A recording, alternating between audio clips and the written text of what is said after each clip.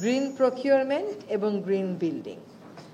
একজন বলছিলেন যে বিদেশে বাড়িঘর যখন নির্মাণ করা হয় তখন তো এত ধুলা হয় না, এদেশে কেন হয়?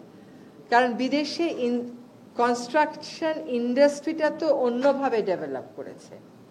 আপনাকে ছোট ছোট ইট নিয়ে গিয়ে একটার পর একটা গাঁথুনি দিতে হয় না তো, আপনাকে বালু সিমেন্ট ক্যারি করতে হয় না তো, আপনার জন্য ব্লকগুলো রেডি থাকে, আপনি দিনের একটা নির্দিষ্ট সময়ে ওইটা একটা জায়গায় গিয়ে নিয়ে ক্যারি করেন।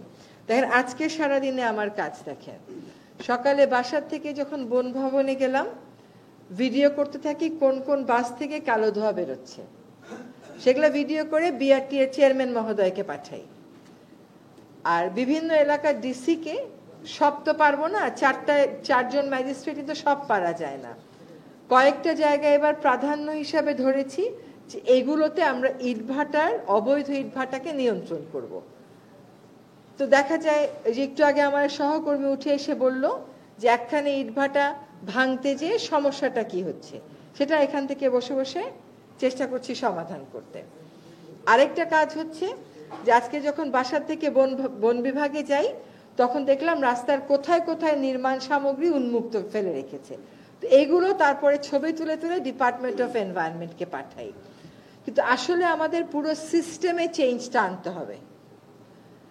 আপনি বলেন যখনই আপনি ইটভাটা ভাঙতে যাবেন আপনাকে বলবে উন্নয়ন থেমে যাবে। বলেন তো আপনারা বিদেশে গেছেন কয়জন? হাত তোলেন। আচ্ছা, এবার একটু হাত নামান। বলেন তো বিদেশে কোন কোন দেশে, ভারতের কয়েকটা জায়গা, ফিলিপিন্স আর নেপাল ছাড়া কোন কোন দেশে ধানি জমির মধ্যে ইট ভাটা বানিয়ে আগুনে পোড়া ইট বিক্রি করতেছে দেখছেন? যেখানে বিদেশে গেছেন কয়টা জায়গায় দেখছেন বলেন? যারা দেখেছেন তারা বলেন। কোথাও দেখেন নাই।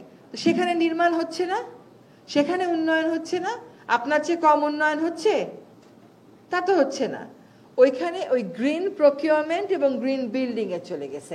আমাদের একটা সিস্টেম ট্রান্সফরমেশন দরকার। আপনি বলেন প্রতি বছর, গত বছর আমি দায়িত্ব নেওয়ার পরে বাংলাদেশের ইতিহাসে সবচাইতে বেশি ইটভাটা ভেঙেছি।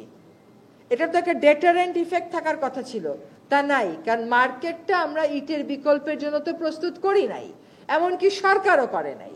সরকার একদিকে আইন করে ইটভাটা এরকম হলে ভেঙে দেবে, আবার সরকার আরেকদিকে ব্লক বা বিকল্পটাকে আমরা তো প্রমোট করছি না।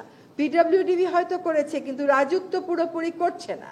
রাজুক যত আবাসন প্রকল্প অনুমোদন দেয় সব আবাসন প্রকল্পে এটা ম্যান্ডেটরি করে দিতে হবে যে আপনারা ইটার ব্যবহার করতে পারবেন না, এত % হলো ব্লক লাগবে। যদি 30% আমার ব্লক হয় তাহলে আগামী বছর আমি 30% ইট কমাতে পারবো। এইভাবে টম এন্ড জেরি খেলা তো সম্ভব না।